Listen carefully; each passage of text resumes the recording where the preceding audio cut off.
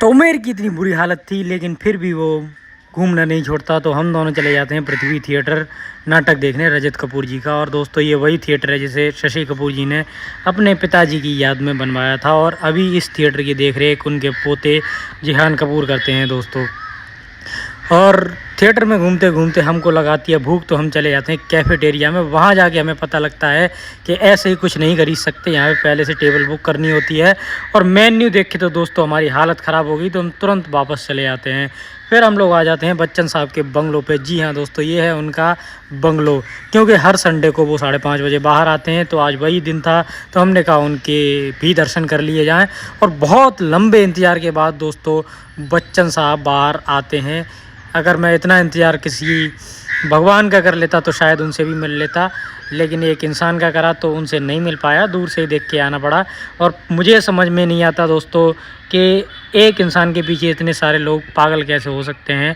खैर अपना अपना मानना है, क्या कहें, उनके फैंस हैं, कुछ बोलूँगा तो गुस्सा हो जाएंगे, लेकिन इंसान को इंसान ही रहने दो, भगवान मत बनाओ, वरना वो अपने आप को संभाल नहीं पाता और उल्टी सीधी बातें करने लगता है। खैर बच्चन साहब ऐसा नहीं करते, लेकिन भीड़ बहुत ज़्यादा थी दोस्तों। ये भीड़ का नज़ारा है, और दोपहर से ही लोग 2-2 बजे से इंतजार करते हैं। और उमेर अपनी ब्लॉगिंग करना नहीं छोड़ता, चाहे कुछ भी हो जाए, चाहे भूकंप आ जाए, चाहे कुछ भी हो जाए, क्योंकि भाई की अर्निंग ही इसी से है। फिर रास्ते में हमें दिखते हैं जीसस क्राइस्ट, तो हमने सोचा इनको प्रणाम कर लिया जाए और थोड़ी प्रेयर वगैरह कर ली जाए इनको देख के। फिर किसी ने बताया कि रास्ते में देख के प्रेयर नहीं करते, उसके लिए चर्च जाना पड़ता है। लेकिन मैं चर्च जा नहीं सकता था उस दिन, क्योंकि उस दिन चर्च बंद था, क्योंकि जीसस क्राइस्ट तो बाहर गलियों में घूम रहे थे दोस्तों, तो चर्च खुला कैसे होता।